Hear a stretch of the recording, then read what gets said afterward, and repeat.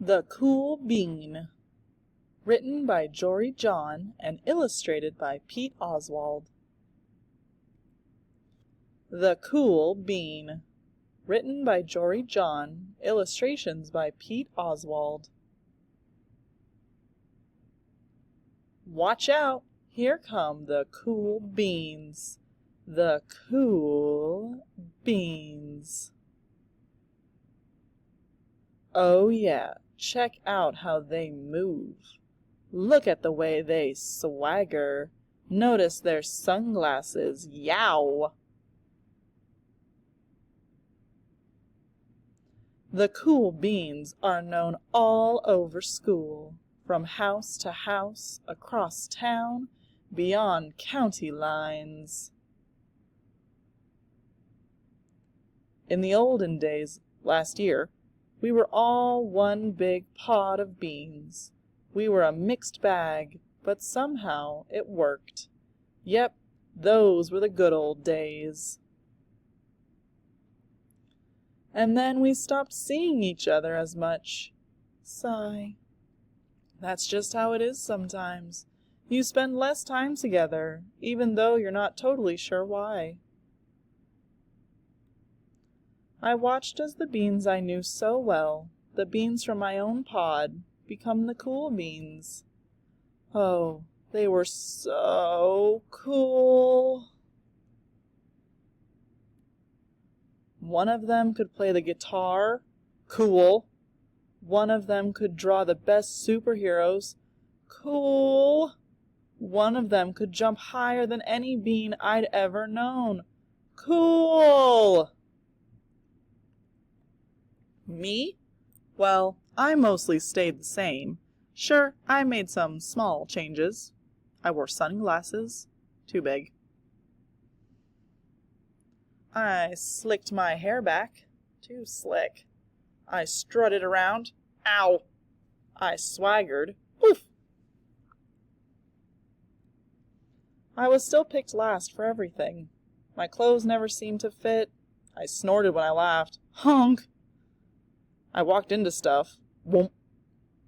I was an uncool bean, for sure.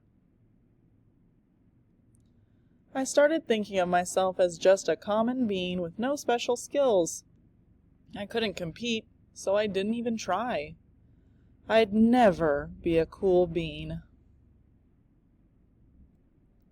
It seemed like there were two types of beans in the world. There were the cool beans and the beans like me. The days all blended together. I lived my life and things were just okay. I took tests and ate lunches and mostly kept to myself. The cool beans continued being cool.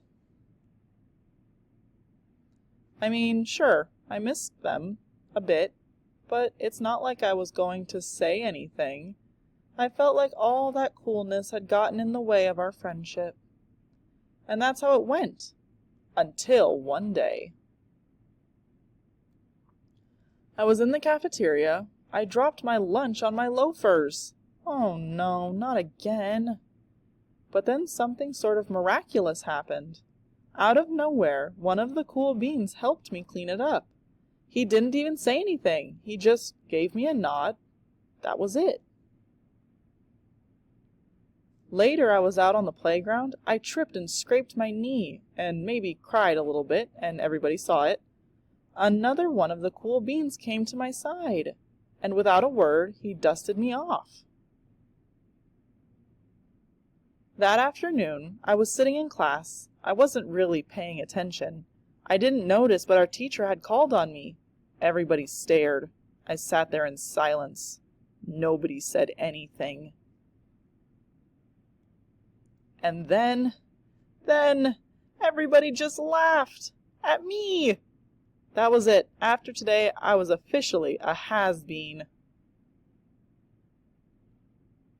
But then one of the cool beans stood up and came over to me. Everybody watched. She leaned in close and whispered, "Hey, the teacher asked you to read from page 32. Then she gave me a quick wink and went back to her seat. It was a small gesture, sure, but it was also everything. I walked home with a goofy smile on my face. I smiled all the way through dinner. That day made all the difference. It was a day that could have really been bad, if not for the kindness of a few beans. A few cool beans. It gave me a shred of confidence. That shred of confidence has continued to grow. Somebody had my back. Or a few somebodies. After that, I started hanging out with the cool beans again. How have you been? Get it? How have you been? Not all the time, but sometimes. At lunch, after school, even on the weekends. Throughout all of this, I realized that it's not about how you look or any of that other silly stuff. It's about a wink or a nod or a smile at just the right moment. It's about dusting somebody off, helping them up again, and pointing them in the right direction. You need a hand? Yes, please. Now that's cool.